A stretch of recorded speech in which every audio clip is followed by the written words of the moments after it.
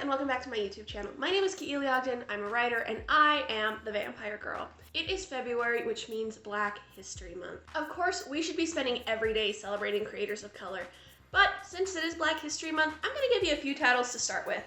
Really quick, I want to thank you guys for your patience regarding this kind of janky upload schedule. Things happen, but it's actually a good thing that this video is coming out the weekend before Valentine's Day, because honestly, it's one of the most romantic movies I've ever covered on this channel. It also happens to be the very first movie ever made with a Black central protagonist. That's right, guys, we are looking at Blacula. Blacula was released in 1972 and was directed by William Crane. This movie stars William Marshall, Vanetta McGee, Thomas Rasulala, Denise Nicholas, and Gordon Pinsent. In Hollywood, the 70s saw the birth of what became known as the Blaxploitation Era of filmmaking. Studios would bring in Black directors, writers, and actors and tell these stories about the Black community. Which sounds good until you realize that a lot of these stories were pushing stereotypes about the community. This means that while it was great that these stories were being told by the people that they were about, they were still being played for a majorly white audience. The studios had pretty set boundaries about what they thought a Black story would look like. So when William Crane and William Marshall came together to make a Black vampire movie, they kind of disagreed on what the studio wanted. William Marshall petitioned very hard for his character Mamuwalde to not just be some pimp in LA, but to be a prince from Africa. And it's a good thing he did, because without Mamuwalde, this movie would not be nearly as good as it is. But we'll get to that. We'll get to that later. This movie was also one of the highest grossing films of 1972 and actually won a Saturn Award for Best Horror Film. It became one of the first major blockbusters to have a Black director at the helm. So what is Blacula? Blacula follows Prince Mamuwalde of the Ibani tribe of Africa. Mamuwalde comes to Transylvania to meet with a group of high-ranking officials from around the world, but specifically to talk to Dracula about ending the slave trade. Dracula, ever the calm and rational man, freaks out and turns him into a vampire instead. Then we smash cut to 1972. A pair of antiques dealers come and find Mamuwalde's coffin and scoot him back on to LA. Vampire hijinks and romance ensues. So what did I, a little mixed-race millennial in 2022, think of this blaxploitation movie that came out in the 70s? I think many people who would see the title Blacula and the year 1972 would find it easy to turn up their nose and scoff at this movie and, brush it away as a piece of 70s goof. And while there are some goofy elements to this, the vampires look pretty silly, not gonna lie. It is a mistake to dismiss this movie, or to think that this is just a simple vampire story, because it's not. It is so much more. I actually really, really like this movie, and it gets even better the more that I watch it. Yes, I've watched it more than once, and it gets better. This movie is basically a love story between Mamuwalde and the reincarnation of his wife, who is played by Vanetta McGee. Mamuwalde is just one of the most romantic, caring, genuinely caring vampires that I've ever seen. I've seen a lot. I covered 7 Dracula movies last year, each one of them with a different flavor of romantic Dracula vampire protagonist. Mamuwalde beats all of them. The Langella one, he may not beat Langella, but no, maybe does he? I feel like he does. The care and the love that he shows to Vanetta McGee's character Tina is so genuine, and there are moments that I'll talk about this more in depth in my analysis section. But there are moments where he just smiles at this woman, and it's so genuine and heartfelt, and William Marshall is so good in this movie. He just makes you care about him and his goal. It's so good. Vanetta McGee as Tina is one of my kind of holdups with the movie. She's fine. She's just a little she's just a little nothing. Like, she's very compliant with Mama Walde. She just kind of goes along with him and doesn't question anything. And even when her sister Michelle is like, girl, you gotta wake up. Like, this guy is a killer. She's like, but he's cute. And I'm like, me too, but... So I wish Tina's character had been a little more, had a little more personality. She was fine, but you know, in a movie with so many standout performances, hers was a little too quiet. The other standout performance comes from Thalmus Rasulala as Dr. Gordon Thomas. Now, Gordon works in the Scientific Investigations Division of the LAPD, so he works pretty closely with Detective Peters, who is played by Gordon Pinsent, and I believe his girlfriend Michelle also works in the division with him. He is kind of, besides Mama Walde, he's like our protagonist, and he's trying to solve all the vampire murders that are going on. He's great in this. He has this really interesting relationship with Detective Peters, and I just love watching them kind of go at each other and like bicker, but like end up trusting each other. It's great. I love their relationship. He's also just a really great detective character. He's not technically a detective, but he's like a detective character, and he's great. I really like Dr. Thomas. The only honestly downsides of this movie are the vampires look a little silly. They use the F slur quite a bit in this movie. And like, come on guys, Stonewall was like 3 years ago. We should be past the F this and F that. Like, come on. Despite all of its 70s silliness, I still really, really liked Blacula. So much so that I'm gonna give it a 4 out of 5. This movie is rated PG. You can find it on Amazon. You can rent it on Prime. It used to be on Shudder, but they took it off for some reason. Maybe they'll put it back because it's Black History Month. We can hope, we can pray. I really liked Blacula, so go get yourself a copy of it today. Also, for the month of February and all other subsequent themed months, I will be doing a kind of a shout out to creators or projects that I think you guys may not have heard of that you should check out 110%. So, for this video, I want you guys to check out Horror Noir. It is an incredible documentary about the history of Black horror, and it starts all the way back, all the way back to the beginning of cinema. And I think it came out in 2018. So I think Get Out is like the most recent movie they talk about, and maybe Us, Get Out or Us, I think maybe the most recent. But there's fantastic creators. William Crane is in the documentary, and they talk about Blacula, and Tananarive Due, whose book we're reviewing at the end of the month, is also in the documentary. She's incredible. It's just really, really interesting seeing these different perspectives, and it's just a really good document. I'm a documentary hound, so I love them. Horror Noir is available on Amazon and on Shudder, so make sure to check it out. I really learned a lot. Alright folks, this place is going to be littered with the bones of spoilers past. So if you're not here for that, go, leave, check out Blacula, and come back and finish the video. The movie begins in 1780 in Transylvania. Mama Walde has come to the country with his wife Luva as representatives from the Ibani tribe in Africa. They are there and they have met with the League of Nations, or I can't remember exactly what they call it, but it's like basically the UN before the UN was a thing. We don't see it, he just mentions it. But they are also there to talk to Count Dracula about ending the slave trade. Dracula is a nobleman in the 1700s, and he really likes slavery. Right away, we see some of the strengths of William Marshall's acting. Maybe I'm just picking up on it more because I'm actually taking directing classes right now, and we're learning how to recognize these small little moments.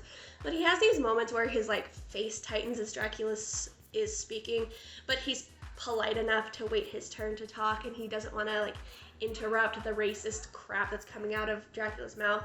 And then when he does speak, it's just with this measured, even tone.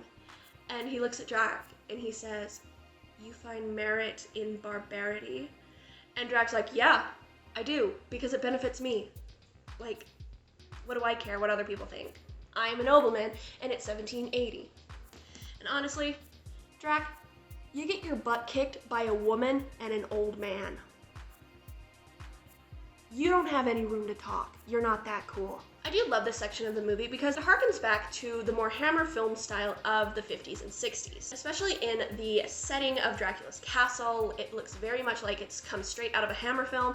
And then there is a moment a little bit later in the scene where Drac's eyes start to bleed, like he goes full vampire and his eyes start to bleed, and that's very Christopher Lee, Hammer Dracula. I loved it. Then Drac starts hitting on Luva, and that's where Mama Waldy draws the line. He's like, okay, done, we're leaving, we're done. Bye. I'll figure it out myself. We're leaving. Drac says, no you're not, your wife is hot, and you tried to outcool me, so you're not going anywhere. And then Drac brings in his vampires. All of his vampire brides are women, like his male servants aren't vampires. So they take the prince and his wife away, and Dracula ends up turning Mama Waldy, and then he locks him in a coffin and is like, you are going to be cursed with this hunger, and then you're going to be double cursed because I'm trapping you in this box so your hunger will never be satiated, and you get to suffer for all eternity because I'm Dracula and I'm an asshole.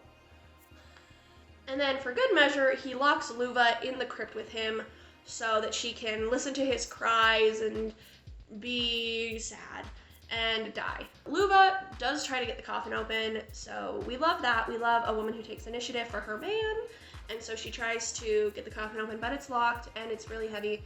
And then we cut to 1972, to present day. These two characters, Billy and Bobby, come to Dracula's castle, which has, recently been renovated, and they're getting rid of a bunch of stuff. Like they're having an estate sale basically.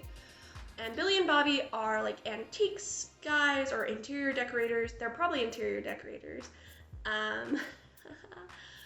from LA, and they're there to purchase things and take it back to LA.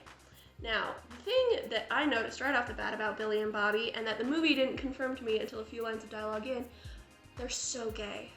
Like, the second they walk in, the second they open their mouths, gay, gay, gay. Which, we love representation in the 70s.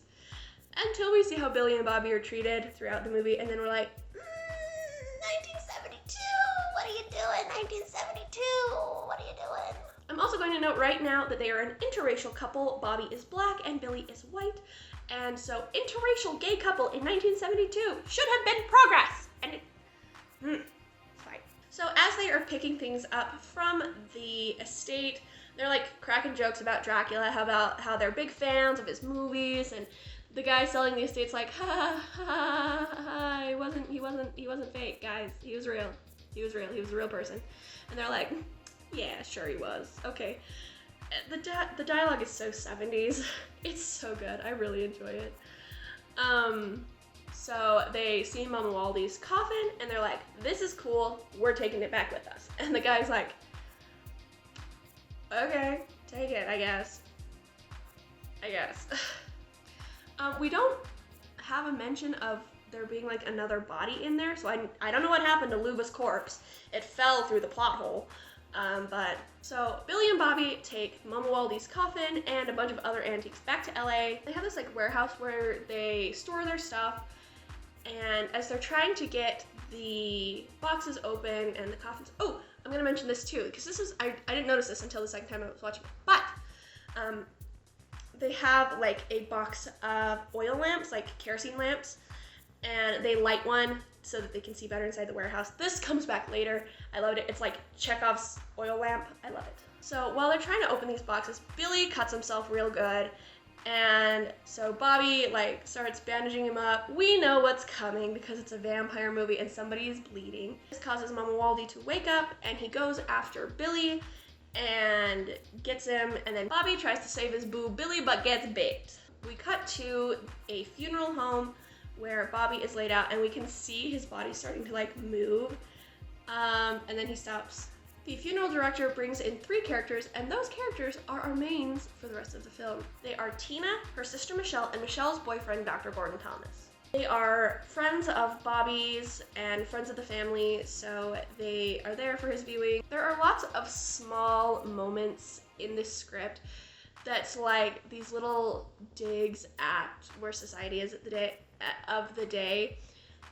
So The first one that I noticed was when the funeral director, I think his name is Swanson, brings them into the viewing room. He's like, this is one of our smallest viewing rooms, and you know, if the time calls for it, we can move him to a bigger one.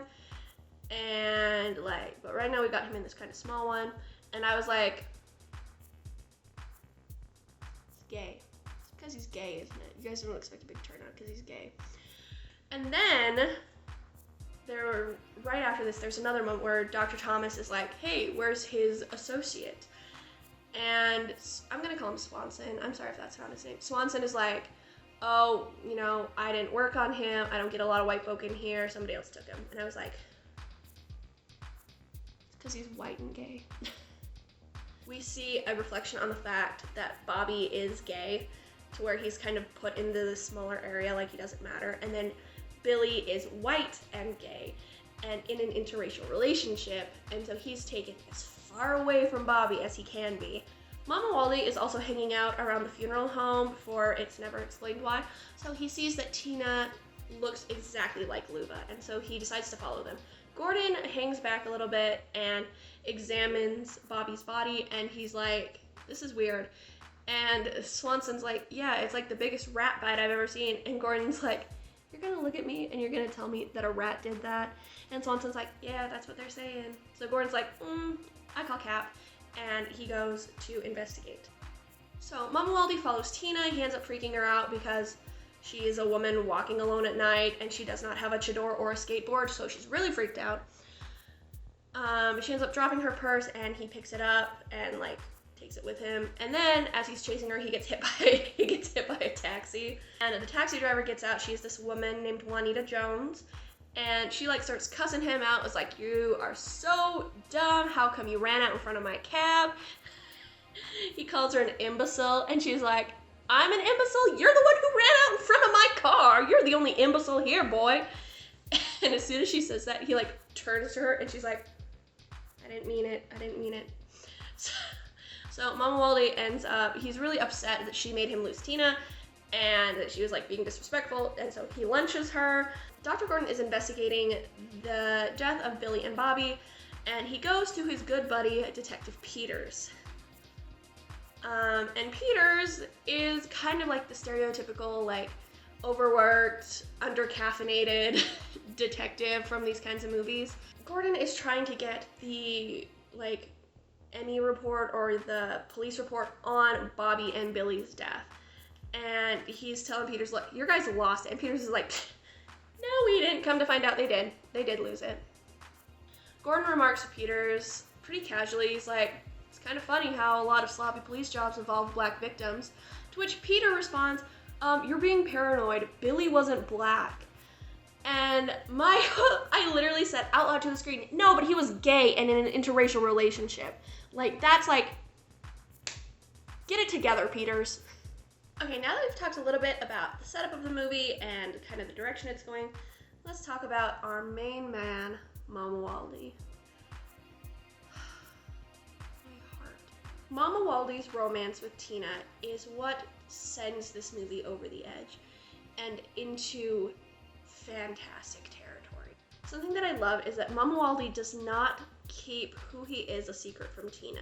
He has that instance where he first sees her and then he like follows her and freaks her out, and then he, as soon as he can, he brings her purse back and he apologizes. He's like, you just bear a very striking resemblance to my wife and I had to follow you. I didn't realize I would frighten you, so I'm sorry.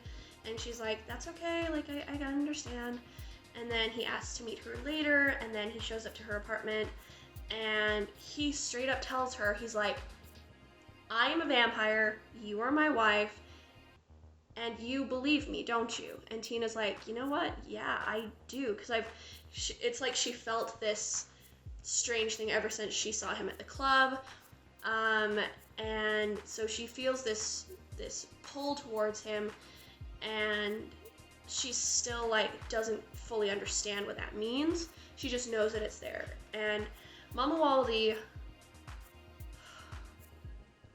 I love him because he says to Tina that when she's still like hesitant and like doesn't want to believe, he's like, you must come to me freely and with love, and I'm not going to force you to believe me or to love me or to do anything. And so he looks so genuinely sad that she's still like not, which is like understandable that she wouldn't like immediately jump in. And he's like, I'm not gonna force you. Which, king of consent, finally, a good vampire boyfriend. So he gets up to leave, and as he's leaving, a lot of people love Bram Stoker's Dracula for the quote, I have crossed oceans of time to find you. That line does not hold a candle to Mamuwaldi's. Mamuwaldi approaches the door and he turns back to Tina and he says, I have lived again to lose you twice. Oh, my heart! And thankfully, Tina gets up and she goes to Mamuwaldi and she's like, please stay with me.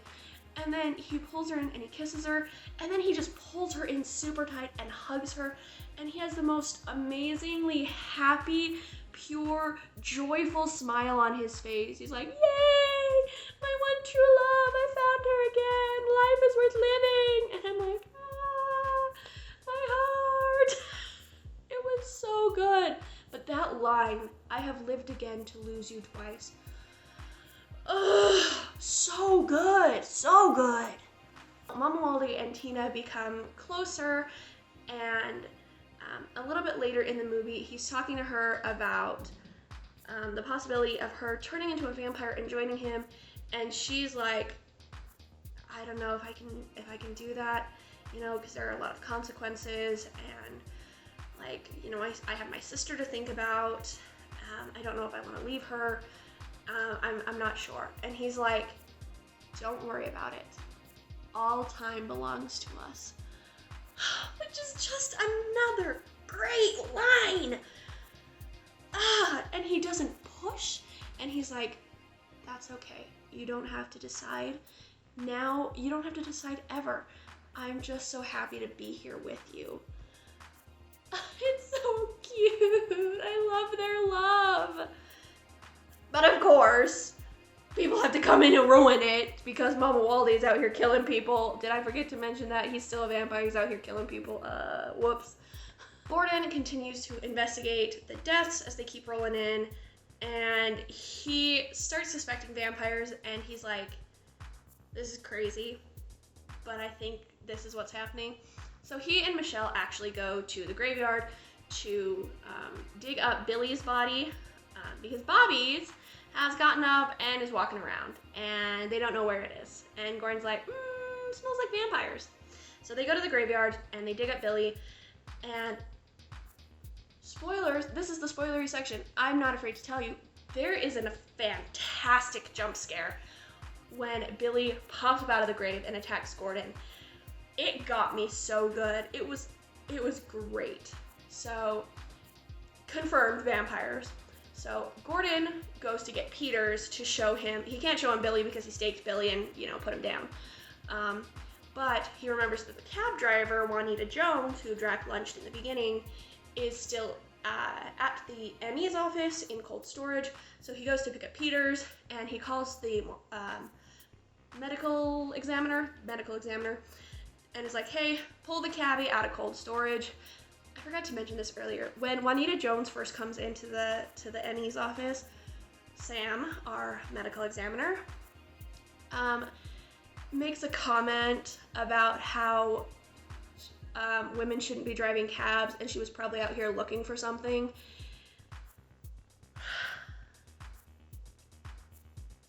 Anyway, loved that. And Gordon just gave him this look like, keep talking and you'll regret it.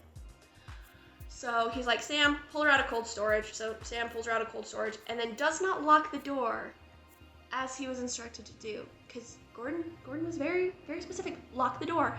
Do not leave the door unlocked. Lock the door until Peters and I get there. And so he doesn't. And this shot was really cool. Because William Crane was really pushing to get a slow-mo camera for this movie.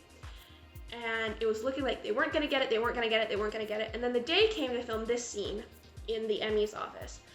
And I think this is how they described it in the documentary, was they wheel in, or like this van pulls up on set, and they open the doors and they pull out the slow-mo cam, and they're like, we have this for one day. Let's make the best out of it. So there's this fantastic slow-mo shot of Juanita Jones running down the hallway towards Sam and attacking him in slow-mo. It's so cool. I'm so glad they got the slow-mo cam. Even if it was for that one shot, that one day, it was so good. Something else that was really cool about the whole Juanita Jones sequence is when they pull her out of cold storage, we can see that she's got like ice on her skin, and then slowly like it starts to melt, and we can see that she's like defrosting. It's really cool, just the way we're able to see that melting. So Gordon and Peters arrive at the Emmy's office, and they don't find Sam, but they do find blood everywhere, and then they find Juanita Jones. And after they dispatch Juanita Jones, Gordon turns to Peters and is like, you believe me now? And Peters is like, yeah, I think I do. Yeah. So they go back to the precinct, and Peters is like, what do we do? How do we solve this? And Gordon's like, we need to get guys out on the street, because we've got Bobby walking around somewhere, and now we've got Sam walking around. And you know, one vampire makes 2, 2 make 4, 4 make 8. They grow exponentially. We need to shut this down right now. And Peters is like, you really want me to put an APB out on 2 dead guys? Yeah, okay, it's dumb, but it's probably the best idea. Okay, I'll do it. So they see Bobby picking up another guy on the street and like walking off with him, and then they figure out that the vampires are held up back at the warehouse where it all began, where Billy and Bobby were attacked. So they go there, and they go there also looking for Mamuwalde, trying to find his coffin a la Dracula. They don't find him there, but they do find all of the other vampires. And they look so silly. And I don't think they would look as bad if they didn't have like gigantic teeth, like just. There's a great sequence in the warehouse where these kerosene lamps that I mentioned earlier come back, and they don't even light them, they just throw them and they explode into flame, which is kind of silly. They're just like grenades, I guess. Great sequence though, I loved it, 10 out of 10. Gordon has like a flying steak moment, and then Gordon and Peters leave the warehouse and like lock the doors and lock all the vampires in, and Mamuwalde is waiting outside for them, and he's like, looking for me, guys? Too bad I already moved my coffin, stupids. And then he flies away. So Gordon and, I keep wanting to say Gordon and Gordon because Gordon Pinson plays Peters. Gordon and Peters rush back to Tina's apartment, and they're like, hey, he's coming after you. And she's like, and you say that like it's a bad thing. And they're like, he's killed people, Tina. He's killed them. And she's like, I know, but he's really sweet, and he loves me, and he wants to take care of me. So Tina sneaks out of the apartment, and she goes to meet up with Mamuwalde at, I thought it was like another warehouse, but it's not. It's even cooler. It is an underground chemical plant. So cool. Fantastic setting for the last of this movie. So Tina and Mamuwalde go to this place, and then Gordon, Michelle, and Peters follow them with a bunch of cops to try and get Tina back. Gordon tells the officers, if you see him, do not approach. Call for me and call for Peters. Don't approach. Don't do anything. Don't try anything. Stop. Don't approach. Don't do anything. Call for us. Smash cut to one officer coming across Tina and Mamuwalde and firing at both of them and shooting Tina. He just said! We literally cut to this guy not listening.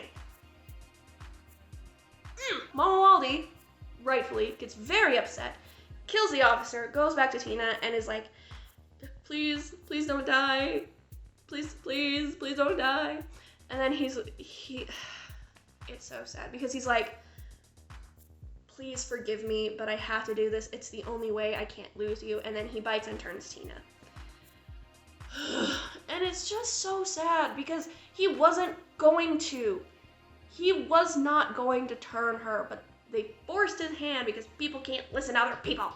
After he turns Tina, he like yells out, he's like yelling out to Dr. Thomas, and he's like, this place is your tomb. You guys are not getting out of here alive, so I hope you're happy.